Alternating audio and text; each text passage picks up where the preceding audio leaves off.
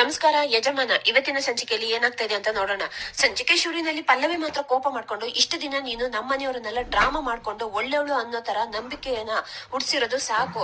ನಾಟಕ ಮಾಡ್ಕೊಂಡು ನಮ್ಮ ಮನೆಯವರನ್ನ ಎಲ್ಲರನ್ನು ಕೂಡ ನಂಬಿಸ್ಬಿಟ್ಟಿಯಲ್ಲ. ಇವತ್ ಗೊತ್ತಾಗಿದೆ ನಿನ್ನ ಅಸಲಿ ಕ್ಯಾರೆಕ್ಟರ್ ಏನು ಅಂತ. ಇವತ್ ನಮ್ಗೆಲ್ರಿಗೂ ಕೂಡ ಗೊತ್ತಾಗಿದೆ ಅಂತ ಪಲ್ಲವಿ ಹೇಳ್ತಿರ್ಬೇಕಾದ್ರೆ ಆಗ ಝಾನ್ಸಿಗಂತೂ ಕೋಪ ಬಂದ್ಬಿಟ್ಟು ಪಲ್ಲವಿ ಹತ್ರ ಬಂದ್ಕೊಂಡು, ಏನು ನೀನು ನನ್ ಕ್ಯಾರೆಕ್ಟರ್ ಬಗ್ಗೆ ಮಾತಾಡ್ತಿದ್ಯಾ? ನನ್ ಕ್ಯಾರೆಕ್ಟರ್ ಬಗ್ಗೆ ಮಾತಾಡುವಂತ ರೈಟ್ಸ್ ನಿನ್ಗಿಲ್ಲ. ನನ್ ಕ್ಯಾರೆಕ್ಟರ್ ಬಗ್ಗೆ ಮಾತಾಡೋರಿಗೂ ಒಂದು ಕ್ಯಾರೆಕ್ಟರ್ ಅನ್ನೋದು ಇರ್ಬೇಕು ಅಂತ ಆಗ ಝಾನ್ಸಿಗೆ ಪಲ್ಲವಿಗೆ ಟಾಂಗ್ ಕೊಟ್ಬಿಟ್ಟು ಆಗ ಮತ್ತೆ ರಾಹುಲ್ ಹತ್ರ ಹೋಗ್ಬಿಟ್ಟು ಅವನ್ ಕಪಾಳಕ್ಕೆ ಚೆನ್ನಾಗಿ ಬಾರಿಸ್ಬಿಟ್ಟು, ಇನ್ನ ಏನೇನೆಲ್ಲ ಹೇಳಿದ್ಯಾ ನನ್ ಬಗ್ಗೆ? ಇವ್ರಿಗೆಲ್ಲ ತಪ್ಪು ಅಭಿಪ್ರಾಯ ಬರೋ ತರ ಕೆಟ್ಟದಾಗಿ ಇನ್ನ ಏನೇನು ಹೇಳಿದ್ಯಾ ಅಂತ ಆಗ ರಾಹುಲ್ ಕಾಲರ್ ಪಟ್ಟಿ ಹಿಡ್ಕೊಂಡು ಕೇಳ್ತಿರ್ಬೇಕಾದ್ರೆ ಆಗ ಕೈ ತೆಗಿ ಝಾನ್ಸಿ, ನೋಡು ನಾನ್ ಏನ್ ಹೇಳ್ಬೇಕು ಅದನ್ನೇನೆ ಹೇಳಿದೀನಿ. ಇವ್ರಿಗೆಲ್ಲ ಏನ್ ಸಾಕ್ಷಿ ತೋರಿಸ್ಬೇಕು ಅದನ್ನೆಲ್ಲ ತೋರಿಸ್ಬಿಟ್ಟಿದೀನಿ ಅಂತ ಆಗ ರಾಹುಲ್ ಹೇಳ್ತಿರ್ಬೇಕಾದ್ರೆ, ನೋಡಪ್ಪ ಇವತ್ ನೀನು ನಮ್ಮನೆಗೆ ದೇವ್ರು ಬಂದಾಗೆ ಬಂದ್ಬಿಟ್ಟಿದ್ಯಾ. ಇವಳನ್ನ ನಾವು ಏನು ನಮ್ಮನೆ ಮಗನ ಮದ್ವೆ ಆಗಿದ್ದಾನೆ, ನಮ್ಮನೆ ಸೊಸೆ ಅಂತ ಅನ್ಕೊಂಡಿದ್ರೆ ಇವಳು ಇವತ್ತು ಎಂತವಳು ಅನ್ನೋದನ್ನ ಇವಳ ಮುಖವಾಡನೆಲ್ಲ ನೀನು ಕಳ್ಸಿಬಿಟ್ಟಿದ್ಯಪ್ಪ, ಥ್ಯಾಂಕ್ಸ್ ಅಪ್ಪ ಅಂತ ಗಣಪ ಅವರು ಹೇಳ್ತಿರ್ಬೇಕಾದ್ರೆ ಆಗ ಝಾನ್ಸಿಗೆ ಇನ್ನಷ್ಟು ಕೋಪ ಬಂದ್ಬಿಟ್ಟು, ಏನು ಮಾಡ್ಬೇಕು ಅಂತ ಅನ್ಕೊಂಡಿದ್ಯಾ ನನ್ ಜೀವನನ ಅಂತ ಆಗ ಝಾನ್ಸಿ ಕೇಳ್ತಿರ್ಬೇಕಾದ್ರೆ, ತೆಗಿ ಕೈನ ಝಾನ್ಸಿ, ನೋಡು ಇನ್ನಾದ್ರೂ ನೆಟ್ಟಗ ಬದುಕೋದನ್ನ ಕಲಿ, ಗುಡ್ ಬಾಯ್ ಅಂತ ಹೇಳ್ಬಿಟ್ಟು ಅಲ್ಲಿಂದ ಹೊರಟೋಗಕ್ಕಂತ ರೆಡಿ ಆಗ್ತಾನೆ. ನಿನ್ನಿಂದ ನನ್ ಜೀವನದ ಪಾಠ ಕಲಿಬೇಕಾ? ನಿತ್ಕೊಳ್ಳೋ ಅಂತ ಹೇಳ್ಬಿಟ್ಟು ಅವ್ನ್ ಹಿಂದೆನೆ ಹೋಗ್ತಿರ್ಬೇಕಾದ್ರೆ ಆಗ ಪಲ್ಲವಿ ಅಡ್ಡ ಹಾಕ್ಬಿಟ್ಟು ಝಾನ್ಸಿನ ಮತ್ತೆ ಒಳಗಡೆ ಹೇಳ್ಕೊಂಡು, ನೋಡು ನೀನು ನನ್ನ ಅಣ್ಣನ ಹೆಂಡತಿ ಆಗೋಕೆ ಯೋಗ್ಯತೆನೇ ಇಲ್ಲ, ಈ ಮನೆ ಸೊಸೆ ಆಗೋಕ್ಕೂ ಯೋಗ್ಯತೆ ಇಲ್ಲ, ನಿನ್ನಂತ ನಡತೆಗೆಟ್ಟವಳಿಗೆ ಈ ಮನೆಯಲ್ಲಿ ಜಾಗ ಇಲ್ಲ, ಈಗ್ಲೇನೆ ನೀನು ಈ ಮನೆ ಬಿಟ್ಟು ಹೋಗ್ತಾ ಇರ್ಬೋದು ಅಂತ ಪಲ್ಲವಿ ಹೇಳ್ತಿರ್ಬೇಕಾದ್ರೆ, ಹೌದು ನೋಡು ಇನ್ನ ಯಾವ್ದು ಕಾರಣಕ್ಕೂ ನೀನು ಈ ಮನೆಯಲ್ಲಿ ಇರ್ಕೂಡ್ದು, ಇವಾಗ್ಲೇನೆ ನೀನು ಜಾಗ ಖಾಲಿ ಮಾಡ್ಬೇಕು ಅಂತ ಅಜ್ಜಿ ಬೈತಾ ಇರ್ಬೇಕಾದ್ರೆ ಆಗ ಮಂಜುಳನು ಕೂಡ, ಹೌದು ನೋಡು ನೀನ್ ಎಂತವಳು ಅಂತ ಆ ರಾಹುಲ್ ಬಂದ್ಬಿಟ್ಟು ಹೇಳಿದಕ್ಕೆ ಒಳ್ಳೇದಾಯ್ತು. ಇಷ್ಟು ದಿನ ನಿನ್ನ ಏನು ಇರ್ಲಿ ಪಾಪ ಅಂತ ಅನ್ಕೊಳ್ಳೋದಿದ್ರೆ ಆ ದೇವ್ರನೇ ನಮ್ಗೆ ನೀನ್ ಎಂತವಳು ಅಂತ ನಿನ್ ಮುಖವಾಡನ್ನ ಕಳ್ಸಿ ಬಿಟ್ಟಿದ್ದಾನೆ. ನೋಡು ನೀನ್ ಒಂದು ಕ್ಷಣನೂ ಕೂಡ ಈ ಮನೆಯಲ್ಲಿ ಇರಬಾರ್ದು, ಇಲ್ಲಿಂದ ತೊಲಗ್ಬೇಕು ಅಂತ ಆಗ ಮಂಜುಳನು ಕೂಡ ಬೈತಾ ಇರ್ಬೇಕಾದ್ರೆ ಆಗ ಝಾನ್ಸಿಗಂತೂ ತುಂಬಾನೇ ಬೇಜಾರಾಗ್ಬಿಟ್ಟು ಹಾಗೆ ಕಣ್ಣಲ್ಲಿ ನೀರ್ ಹಾಕ್ತಾ, ಪ್ಲೀಸ್ ಸ್ಟಾಪ್ ಇಟ್, ಅವನೇನೋ ಹೇಳ್ತಾನಂತ ನೀವೆಲ್ಲರೂ ಕೂಡ ನನ್ ಕ್ಯಾರೆಕ್ಟರ್ ಬಗ್ಗೆ ಮಾತಾಡ್ಬೇಡಿ ನೀವು. ಇವಾಗ ಏನು ನಾನ್ ಮನೆ ಬಿಟ್ಟು ಹೋಗ್ಬೇಕಾ ಅಂತ ಆಗ ಝಾನ್ಸಿ ಕೇಳ್ಬಿಡ್ತಾಳೆ. ಇನ್ನ ಯಾವ ನಿನ್ಗೆ ಭಾಷೆಯಲ್ಲಿ ಹೇಳ್ಬೇಕು? ಹೌದು ನೀನ್ ಇವಾಗ್ಲೇನೆ ನೀನು ಮನೆ ಬಿಟ್ಟು ಹೋಗ್ಬೇಕು ಅಂತ ಪಲ್ಲವಿ ಹೇಳಿದ ತಕ್ಷಣ, ನಾನು ಮನೆ ಬಿಟ್ಟು ಹೋಗು ಅಂತ ಹೇಳೋದಕ್ಕೆ ನಿನ್ಗೆ ಯಾವ ರೈಟ್ಸ್ ಕೂಡ ಇಲ್ಲ. ನನ್ಗೆ ತಾಳಿ ಕಟ್ಟದ ಗಂಡ ಹೇಳಿ ನಿನ್ ನಡತೆ ಸರಿಯಾಗಿಲ್ಲ, ನಿನ್ ಕ್ಯಾರೆಕ್ಟರ್ ಸರಿಯಾಗಿಲ್ಲ, ಅವನ್ ಒಂದ್ಸರಿ ಹೇಳಿ ಮನೆ ಬಿಟ್ಟು ಹೋಗು ಅಂತ ನಾನ್ ಅವಾಗ ಹೋಗ್ತೀನಿ ಅಂತ ಝಾನ್ಸಿ ಹೇಳ್ತಾಳೆ. ಇನ್ನ ಒಂದ್ ಕಡೆ ಸಂಪತ್ ಕುಮಾರ್ ತಾತ ಮಾತ್ರ ತುಂಬಾನೇ ಖುಷಿಯಾಗಿ ಹಾಡ್ ಹೇಳ್ಕೊಂಡು ಬರ್ತಾರೆ. ಆಗ ರಾಯ್ ಅಲ್ಲಿಗ್ ಬಂದ್ಕೊಂಡು, ಏನ್ ತಾತ ಇವತ್ತು ತುಂಬಾನೇ ಖುಷಿಯಾಗಿದ್ದೀರಲ್ಲ, ಏನ್ ಸಮಾಚಾರ ಯಜಮಾನ್ರೆ ಅಂತ ರಾಯ್ ಕೇಳ್ತಿರ್ಬೇಕಾದ್ರೆ, ಹ್ಞೂ ಕಣೋ ರಾಯ್, ಇವತ್ತು ನನ್ಗೆ ಬೆಳಿಗ್ಗೆಯಿಂದನೇ ಶುಭಾಶೂಚನೆ ಸಿಗ್ತಾ ಇದೆ. ನಾನು ದೇವ್ರ ಮನೆಗೆ ಕೈ ಮುಗಿಯೋಣ ಅಂತ ಹೋದ್ನ, ಬಲಗಡೆಯಿಂದ ಹೂವು ಬಿತ್ತು. ಹಾಗೆ ಸುಮಾರು ದಿನದಿಂದ ನನ್ನ ಹೆಂಡತಿ ಬರ್ದಿಟ್ಟಿರೋ ಒಂದ್ ಕಾಗ್ದ ಮಿಸ್ ಆಗಿತ್ತು, ಅದನ್ನ ಹುಡುಕ್ತಾನೆ ಇದ್ದೆ, ಆದ್ರೆ ಎಲ್ಲೂ ಕೂಡ ಸಿಗ್ತಾನೆ ಇರ್ಲಿಲ್ಲ. ಆದ್ರೆ ಇವತ್ತು ಒಂದು ಫೈಲ್ಸ್ ಮಧ್ಯ ಅದನ್ನು ಕೂಡ ಸಿಕ್ಬಿಡ್ತು. ಹಾಗಾಗಿ ಎಲ್ಲದೂ ಕೂಡ ಒಳ್ಳೇದ ಆಗ್ತಿದ್ಯಾ ಅಂತ ನನ್ಗೆ ಇವತ್ತು ತುಂಬಾನೇ ಖುಷಿ ಆಗ್ತಿದೆ ಕಣ ರಾಯ್ ಅಂತ ಹಾಗೆ ತಾತ ಹೇಳ್ತಿರ್ಬೇಕಾದ್ರೆ, ಹ್ಞೂ ಯಜಮಾನ್ರೆ, ನಿಮ್ಗಿನ್ನ ಮೊಮ್ಮಗಳು ಮನೆ ಕಡೆಯಿಂದನು ಆ ಮಿಡಲ್ ಕ್ಲಾಸ್ ಲೈಫಿಗೆ ಹೊಂದ್ಕೊಂಡಿದ್ದಾಳಂತ ಆ ಕಡೆಯಿಂದನು ಒಂದು ಗುಡ್ ನ್ಯೂಸ್ ಬರುತ್ತೆ, ಸದ್ಯದಲ್ಲೇನೆ ನೋಡ್ತಾ ಇರಿ ಯಜಮಾನ್ರೆ ಅಂತ ಆಗ ರಾಯ್ ಹೇಳ್ತಿರ್ಬೇಕಾದ್ರೆ, ನಿನ್ ಬಾಯಿ ಹರಕೆಯಿಂದ ಅಷ್ಟಾದ್ರೆ ಸಾಕಣಪ್ಪ ಅಂತ ಹೀಗೆ ರಾಯ್ ಮತ್ತೆ ತಾತ ಎಲ್ರು ಸೇರ್ಕೊಂಡು ಮಾತಾಡ್ತಾ ಇರ್ಬೇಕಾದ್ರೆ ಆಗ ಅಲ್ಲಿಗೆ ತುಳಸಿ ಗಂಟು ಮುಟ್ಟೆ ಸಮೇತ ಮನೆಯವರನ್ನೆಲ್ಲ ಕರ್ಕೊಂಡ್ ಬರ್ತಾಳೆ. ಅಪ್ಪ ಅಂತ ಬಾಗ್ಲ ಹತ್ರ ಬಂದು ನಿಂತ್ಕೊಂಡ್ ಕರಿತಾಳೆ. ಆಗ ತಬಲಾ ಮಾತ್ರ, ಯಜಮಾನ್ರೆ ನೋಡಿ ಅಲ್ಲಿ ನೀವ್ ಯಾರು ಬಂದಿದಾರಂತ, ನಿಮ್ ಮಗಳು ತುಳಸಿ ಮೇಡಮ್ ಬಂದಿದ್ದಾರೆ ಅಂತ ತಬಲಾ ಹೇಳಿದ ತಕ್ಷಣ ಆಗ ತಾತಗಂತೂ ತುಂಬಾನೇ ಕೋಪ ಬಂದ್ಬಿಟ್ಟು ಅವ್ರನ್ನು ಕೂಡ ಮನೆ ಬಾಗ್ಲ ಹತ್ರ ಬರ್ತಾರೆ. ನೀನ್ ಯಾಕೆ ಬಂದಿದ್ಯಾ? ನಿಂಗ್ ಆವತ್ತಿನ ಕೊಡೋದೆಲ್ಲ ನೀನ್ ಎಷ್ಟು ಕೇಳಿದ್ಯಾ ಅದಕ್ಕಿಂತ ಜಾಸ್ತಿನೇ ನಿನ್ಗೆ ಏನೇನ್ ಸೇರ್ಬೇಕು ಅದನ್ನೆಲ್ಲ ಕೊಟ್ಟು ಈ ಮನೆ ಕಡೆ ಇನ್ನ ಯಾವತ್ತೂ ಕೂಡ ಹೊಸ್ಲನ್ನ ತುಳಿಬಾರ್ದು ಅಂತ ನಿನ್ನ ಮನೆಯಿಂದ ಆಚೆ ಹಾಕಿದ್ದಲ್ವಾ? ಇನ್ನ ಏನು ಹೊಸ ನಾಟಕ ಮಾಡ್ಕೊಂಡು ಗಂಟು ಮುಟ್ಟ ಸಮೇತವಾಗಿ ಎಲ್ರನ್ನು ಕರ್ಕೊಂಡು ಇಲ್ಲಿಗ್ ಬಂದಿದ್ಯಾ? ನೋಡು ಯಾವ್ದೇ ಕಾರಣಕ್ಕೂ ನಿನ್ಗೆ ಈ ಮನೆ ಒಳಗಡೆ ಜಾಗ ಇಲ್ಲ, ಇಲ್ಲಿಂದ ಹೋಗ್ತಾ ಇರ್ಬಹುದು ಅಂತ ಆಗ ತಾತ ಬೈತಿರ್ಬೇಕಾದ್ರೆ, ಹೌದಪ್ಪ ನಿಮ್ಗೆ ಈ ಮನೆ ಒಳಗಡೆ ನಮಗ್ ಬರೋ ಅರ್ಹತೆ ಯಾವ್ದನ್ನು ಕೂಡ ಇಲ್ಲ ಅಂತ ನನ್ಗೆ ಚೆನ್ನಾಗಿನೇ ಗೊತ್ತು. ಯಾಕಂತಂದ್ರೆ ನಾನ್ ನಿಮ್ಗೆ ಯಾವತ್ತೂ ಕೂಡ ಮಗಳಾಗಿ ನಡ್ಕೊಂಡೇ ಇರ್ಲಿಲ್ಲಪ್ಪ, ಹಾಗಾಗಿ ದಯವಿಟ್ಟು ನನ್ನ ಕ್ಷಮಿಸ್ಬಿಡಪ್ಪ ಅಂತ ಆಗ ತುಳಸಿ ಕೇಳ್ತಿರ್ಬೇಕಾದ್ರೆ, ಅದೆಲ್ಲ ಗೊತ್ತು ತಾನೆ, ಅದೆಲ್ಲ ಗೊತ್ತಿದ್ರ ಮೇಲೆ ಮತ್ತಿನ್ನೇನು ನಾನಿಲ್ಲಿ ರೆಡ್ ಕಾರ್ಪೆಟ್ ಹಾಕಿ ನಿನ್ನ ಒಳಗಡೆ ವೆಲ್ಕಮ್ ಮಾಡ್ತೀನಂತ ನೀನು ಆತರ ನಂಬಿಕೆ ಇಟ್ಕೊಂಡು ಬಂದಿದ್ಯಾ? ನೋಡು ಯಾವ್ದೇ ಕಾರಣಕ್ಕೂ ಈ ಮನೆಯಲ್ಲಿ ಜಾಗ ಇಲ್ಲ, ಇನ್ನ ಏನು ಹೊಸ ನಡ್ಕೊಂಡು ಮಾಡ್ಕೊಂಡು ಬಂದಿದ್ಯಾ? ಕೊಟ್ಟಿದ್ಯಾ ಅಂತ ತಾತ ಕೇಳ್ತಿರ್ಬೇಕಾದ್ರೆ, ಇಲ್ಲ ಅಪ್ಪ ನೋಡಿ, ನಾನ್ ನಿಮ್ಮನ್ನ ದಯವಿಟ್ಟು ನನ್ನನ್ನ ಕ್ಷಮಿಸ್ಬಿಡಿ, ನಾನ್ ನಿಮ್ಗೆ ಕೊಡ್ಬಾರದ್ ಕಷ್ಟನೆಲ್ಲ ಕೊಟ್ಬಿಟ್ಟಿದೀನಿ. ಇವಾಗ ನನ್ಗೆ ಅಪ್ಪ ಅಂತಂದ್ರೆ ಏನು, ಹಾಗೆ ನಿಮ್ ಕೈ ತಿತ್ತಿನ ವ್ಯಾಲ್ಯೂ ಎಲ್ಲದೂ ಕೂಡ ನನ್ಗೆ ಗೊತ್ತಾಗಿದೆ. ಆದ್ರೆ ನಾನ್ ಇಷ್ಟು ದಿನ ಮಾತ್ರ ಅದ್ ಯಾವ್ದನ್ನು ವ್ಯಾಲ್ಯೂ ಗೊತ್ತಿಲ್ಲದೆ ಹಣ, ಆಸ್ತಿ, ಐಶ್ವರ್ಯ ಇದೇನೆ ಮುಖ್ಯ ಅಂತ ನಾನು ಬದುಕಿದ್ದೆ. ಹಾಗಾಗಿ ದಯವಿಟ್ಟು ನನ್ನನ್ನ ಕ್ಷಮಿಸ್ಬಿಟ್ಟು ನನ್ಗೆ ಇನ್ನೂ ಒಂದು ಚಾನ್ಸ್ ಕೊಡಿ ಅಂತ ತಾತನ್ ಕಾಲ್ ಹಿಡ್ಕೊಂಡು ಅವರು ಓವರ್ ಆಕ್ಟಿಂಗ್ ಮಾಡ್ತಾ ಇರ್ತಾರೆ.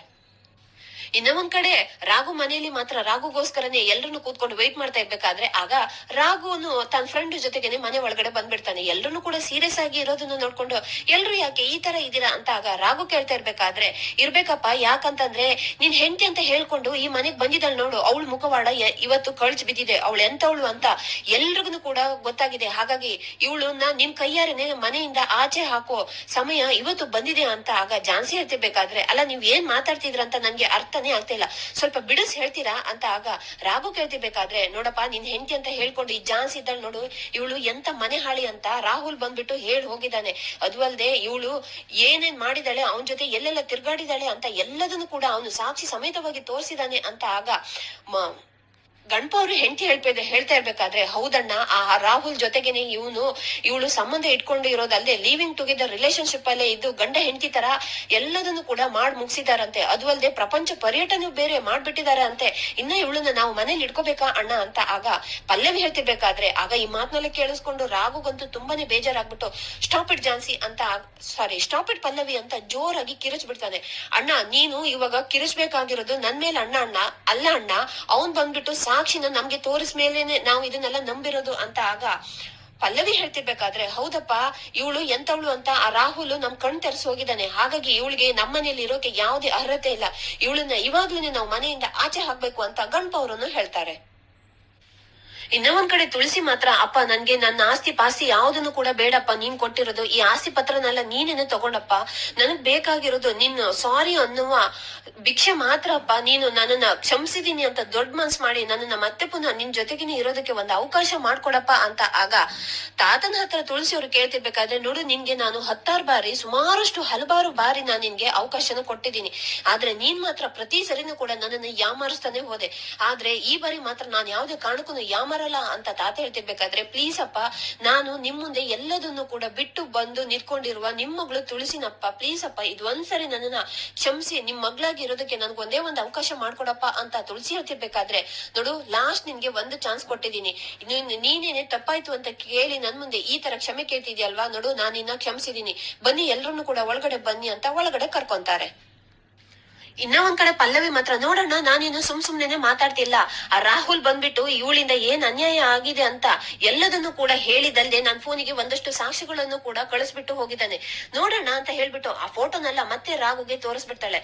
ಆಗ ರಾಘು ಮಾತ್ರ ತುಂಬಾನೇ ಶಾಕ್ ಇಂದ ಹಾಗೆ ನಿಂತ್ಕೊಂಡಿರ್ಬೇಕಾದ್ರೆ, ಯಾಕಪ್ಪ ರಾಘು ಏನನ್ನು ಮಾತಾಡ್ತಾ ಇಲ್ಲ, ಈ ತರ ಗರ ಬಡ್ದಂಗಿನೇ ನಿಂತ್ಕೊಂಡಿದ್ಯಾ, ಫಸ್ಟಿಗೆ ಈ ಸಾಕ್ಷಿನೆಲ್ಲ ನೋಡ್ಬಿಟ್ಟು ನಮಗೂ ಕೂಡ ಇಷ್ಟೇನೆ ಶಾಕ್ ಆಗಿದೆ, ಇವಳು ಎಂತವಳು ಅಂತ ಈ ಫೋಟೋನೆಲ್ಲ ನೋಡ್ಮೇಲೆನೆ ಗೊತ್ತಾಗಿರೋದು, ನೋಡಪ್ಪ ಇದೊಂದು ನಮ್ ಮನೆ ಇದೆಯಲ್ವಾ, ಅಂತಿಂತ ಮನೆ ಅಂತ ಅನ್ಕೋಬೇಡ, ನಾವೆಲ್ಲ ಸಂಸ್ಕಾರವಂತರು ಬಾಳಿ ಬದುಕಿದಂತ ಮನೆ ಅಂತ ಇಂತ ಕೆಟ್ಟ ಕೆಲಸ ಮಾಡಿರುವ ಇವಳಿಗಂತೂ ಈ ಮನೆಯಲ್ಲಿ ಯಾವುದೇ ಕಾರಣಕ್ಕೂ ಜಾಗ ಇಲ್ಲ, ಹಾಗಾಗಿ ನಾವೆಲ್ಲರೂ ಕೂಡ ಸೇರ್ಕೊಂಡು ಒಂದು ತೀರ್ಮಾನ ಮಾಡ್ಬಿಟ್ಟಿದೀವಿ, ಪಲ್ಲವಿ ಅದೇನು ಅಂತ ಹೇಳ್ಬಿಡಮ್ಮ ಅಂತ ಗಣಪ ಅವರು ಹೇಳ್ತಾರೆ. ಹ್ಞೂ ಅಣ್ಣ, ಯಾವುದೇ ಕಾರಣಕ್ಕೂ ಇವಳು ಮಾತ್ರ ಈ ಮನೆಯಲ್ಲಿ ಇರಬಾರ್ದು, ಅದನ್ನ ನಿನ್ ಬಾಯೇರನೆ ನೀನೇನೆ ಹೇಳ್ಬೇಕಂತೆ, ಹಾಗಾಗಿ ನಿನ್ ಡಿಸಿಷನ್ ಅನ್ನ ಇವಳಿಗೆನೆ ಹೇಳ್ಬಿಡೋಣ ಅಂತ ಝಾನ್ಸಿನ ರಾಘು ಮುಂದೆ ತಳ್ಳಿಬಿಡ್ತಾಳೆ ಪಲ್ಲವಿ.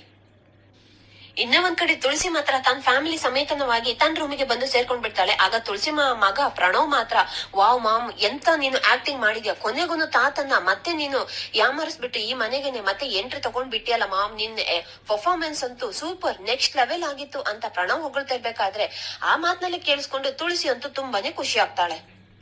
ಇನ್ನ ಒಂದ್ ಕಡೆ ಗಣಪ ಅವರು ಮಾತ್ರ ಕೋಪ ಮಾಡ್ಕೊಂಡು, ಏನಪ್ಪ ರಾಘು ಆತರ ನೋಡ್ಕೊಂಡು ನಿಂತ್ಕೊಂಡಿದ್ಯಲ್ಲ, ಇವಳನ್ನ ಮನೆ ಬಿಟ್ಟು ಕಳ್ಸೋಕೆ ಇಷ್ಟೊಂದು ಯೋಚನೆ ಮಾಡ್ಬೇಕಾ ಅಂತ ಗಣಪ ಅವರು ಕೇಳ್ತಿರ್ಬೇಕಾದ್ರೆ ಆಗ ಝಾನ್ಸಿ ಮಾತ್ರ, ನೋಡು ರಾಘು, ನಿಮ್ ಮನೆಯವರೆಲ್ಲ ನನ್ ಮೇಲೆ ಎಷ್ಟೊಂದು ದೊಡ್ಡ ಆಪಾದನೆ ಮಾಡ್ತಿದ್ದಾರೆ, ನೋಡು ಆ ರಾಹುಲ್ ಇದನ್ನೆಲ್ಲ ಫೇಕ್ ಫೋಟೋನೆಲ್ಲ ತೋರಿಸ್ಬಿಟ್ಟು ನಿಮ್ ಮನೆಯವರನ್ನೆಲ್ಲ ಚೆನ್ನಾಗಿನೇ ಯಾಮಾರಿಸ್ಬಿಟ್ಟಿದ್ದಾನೆ, ಅದು ಅಲ್ಲದೆ ಅವನು ಏನ್ ಮಾಡಿದಾನೆ ಗೊತ್ತಾ, ಪಬ್ಲಿಕ್ ಅಲ್ಲಿ ಒಂದ್ ಹುಡುಗಿ ಜೊತೆ ತುಂಬಾನೇ ಅಸಹ್ಯವಾಗಿನೇ ಅವನು ಬಿಹೇವ್ ಮಾಡ್ತಿರ್ಬೇಕಾದ್ರೆ ಆ ಹುಡುಗಿ ಹೆಲ್ಪ್ಗೋಸ್ಕರ ಅಂತ ಕಿರ್ಚುತ್ತಾ ಇದ್ಲು, ಅವಾಗ ನಾನ್ ಹೋಗ್ಬಿಟ್ಟು ಅವನಿಗೆ ಚೆನ್ನಾಗಿ ಬಾರಿಸ್ಬಿಟ್ಟು ನಾನು ಅವನು ಪೊಲೀಸ್ಗೆ ಹ್ಯಾಂಡ್ ಓವರ್ ಮಾಡಿದ್ದೆ, ಆ ದ್ವೇಷಕ್ಕಾಗಿನೇ ಅವನು ಈ ತರ ನನ್ ಮೇಲೆ ಬಂದು ಇವತ್ತು ರಿವೆಂಜ್ ಅನ್ನ ತೀರಿಸ್ಕೊಂಡಿದ್ದಾನೆ. ಅದು ಅಲ್ಲದೆ ಅವತ್ತು ಸಂಗೀತನಿಗೆ ಆಗುವ ಪರಿಸ್ಥಿತಿನೂ ಕೂಡ ನಿನ್ಗೆ ನೆನ್ಪಿದೆ ತಾನೆ, ಅವತ್ತು ನಾನು ಅವಳನ್ನ ಕಾಪಾಡಿದೀನಂತ ಆ ರೌಡಿಗಳನ್ನು ಕೂಡ ನನ್ನನ್ನ ಬ್ಲಾಕ್ ಮೇಲ್ ಮಾಡಿ ಹಾಗೆ ಕಿಡ್ನಾಪ್ ಕೂಡ ಮಾಡಿದ್ರು. ಅವತ್ತು ನೀನೇನೆ ತಾನೇ ನನ್ನನ್ನ ಸೇವ್ ಮಾಡಿರೋದು. ನೋಡಿ ಇವಾಗ ನಿಮ್ಮನೆಯವರು ಕೂಡ ನನ್ ಬಗ್ಗೆನೆ ಆಪಾದನೆ ಮಾಡ್ತಿದ್ದಾರೆ. ಈ ಆಪಾದನೆಯಿಂದ ನೀನ್ ನನ್ನನ್ನ ಸೇವ್ ಮಾಡ್ತೀಯಾ? ನಾನು ನಿನ್ ಜೊತೆಗೇನೆ ಇಷ್ಟು ದಿನದಿಂದ ಜರ್ನಿ ಮಾಡ್ತಿದ್ದೀನಿ. ನಾನ್ ಎಂತವಳು ಅಂತ ನಿನ್ಗೆ ಚೆನ್ನಾಗಿನೇ ಗೊತ್ತಲ್ವಾ ರಾಘು ಅಂತ ಝಾನ್ಸಿ ಕೇಳ್ತಾ ಇರ್ತಾಳೆ.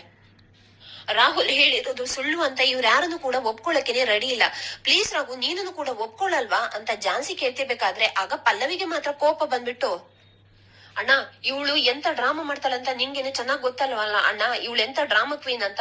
ನೋಡು ಲಾಸ್ಟ್ ಟೈಮ್ ಕೂಡ ತಾತನಿಗೆ ಹುಷಾರಿಲ್ಲ ಅಂತ ನಿನ್ನನ್ನ ಹೇಗೆ ನಂಬಿಸ್ಬಿಟ್ಟು ಡ್ರಾಮಾ ಮಾಡಿದಾಳಂತ ನೀನೇನೆ ನೋಡಿದ್ಯಲ್ಲ. ಇವತ್ತೂ ಕೂಡ ಸಿಕ್ಕಾಕೊಂಡಿದ್ದೀನಂತ ಈ ಮನೇಲಿ ಉಳ್ಕೋಬೇಕು ಅಂತ ಮತ್ತೆ ಇವಾಗ ಡ್ರಾಮಾ ಮಾಡ್ತಿದ್ದಾಳೆ.